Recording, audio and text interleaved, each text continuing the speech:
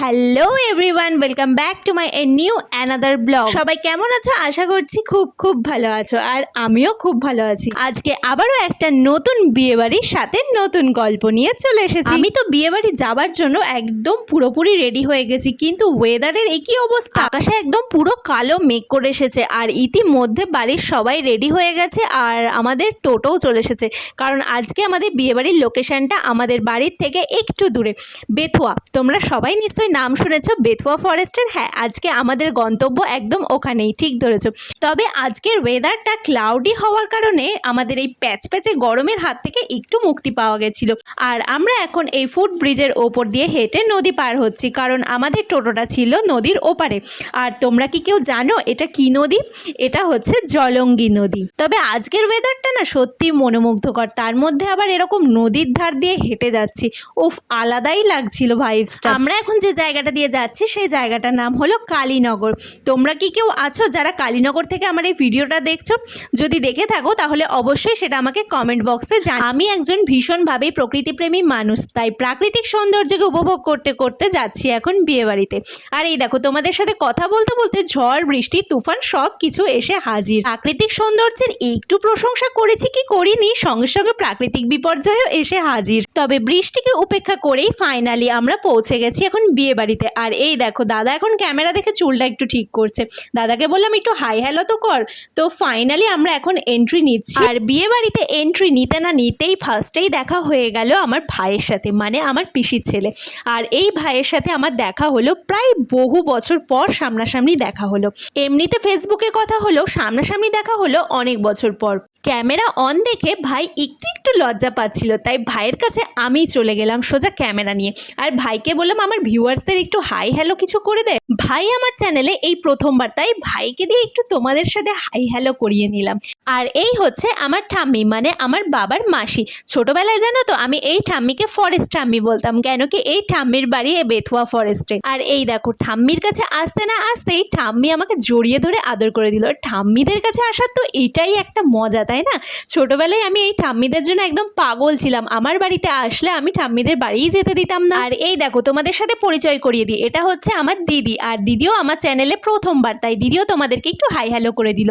আর এই দেখো, দেখতেই পাচ্ছ আজকে শো স্টপার ব্রাইডের এখন ফিনিশিং টাচ চলছে। মেকআপ আর্টিস্ট ব্রাইডকে এখন রেডি করছে। তো চলো ততক্ষণ এই সুযোগে আমরা একটু বাইরে থেকে ঘুরে আসি। এমনিতেই আজকের ওয়েদারটা দারুণ সুন্দর ছিল, তার উপর উপরি পাওনা হিসাবে এত বৃষ্টি হয়েছে যে ওয়েদারটা আরো সুন্দর ঠান্ডা ঠান্ডা হয়ে গেছে। তাই বিয়ে বাড়িতে লোকজনের ভিড়ে যে প্যাচ প্যাচে গরমের কষ্ট সেটা আর পেতে হয়নি।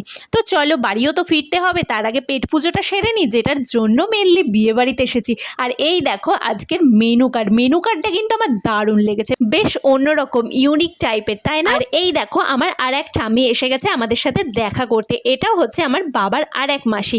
তো এই ঠাম্মি ছোটবেলা থেকে ভীষণ হাসায় সবাইকে। কিছু কিছু মানুষ থাকে না যারা বিয়ে বাড়িতে না গেলে পুরো বিয়ে বাড়িটাই বোরিং, আর বিয়ে বাড়িতে থাকলে গোটা বিয়ে বাড়ি তারাই মাতিয়ে রাখে। এই ঠাম্মিরা হচ্ছে আমার একদম সেই রকম। এই দেখো কাণ্ড, তোমাদের সাথে গল্প করতে করতে পাতা হলুদ সব দিয়ে চলে গেছে। তারপর সোজা চলে এসেছে এখন গরম গরম ভাত, আর ভাতের সাথে গরম গরম ডাল। আর ডালের ওপর লেবু চিপে আহা, স্বর্গীয় সুখ, দারুণ লাগছিল। গরম গরম ভাতে গরম গরম ডাল দিয়ে লেবু চিপে। ডাল দিয়ে ভাত খেতে না খেতেই সোজা চলে আসলো আবারও সেই রেসিপি, হ্যাঁ, এঁচোড় চিংড়ি। সেই মনে আছে তো তোমাদের, আগের বিয়েতে আমি বলেছিলাম যে এঁচোড় চিংড়িটা এখনকার বিয়েতে খুব একটা দেখাই যায় না। যদিও চিংড়ির দেখা আমি একটাও পাইনি, কিন্তু এঁচোড়ের টেস্টটা খুব একটা মন্দ হয়নি। বেশ গরম গরম ভাত দিয়ে গরম গরম এঁচোড়টা ভালোই লাগছিল খেতে। তারপরেই চলে আসলো স্যালাড। তারপর স্যালাডের শশা খেতে খেতেই চলে আসলো আজকের শো স্টপার ফ্রাইড রাইস। আর ফ্রাইড রাইস দেওয়ার সাথে সাথে চলে আসলো গরম গরম চিকেন কষা। চিকেন কষাটা আমার বেশ ভালো লেগেছে। একটু ঝাল লাগছিল আমার, কারণ আমি ঝালটা একটু কমই খাই সেই কারণে। তাছাড়া এমনিতে চিকেনটা সত্যিই খুব ভালো হয়েছিল, আর চিকেনটা বেশ খুব ভালো সেদ্ধও হয়েছিল। তারপরে ফ্রাইড রাইস দিয়ে চিকেন খেতে খেতে শেষ পাতে চলে আসলো এখন আমের চাটনি আর সাথে মুচমুচে পাঁপড়, যেটা আমার সব সময়কার ফেভারিট। একদম শেষে ছিল মিষ্টি, আইসক্রিম আর হজমোলা।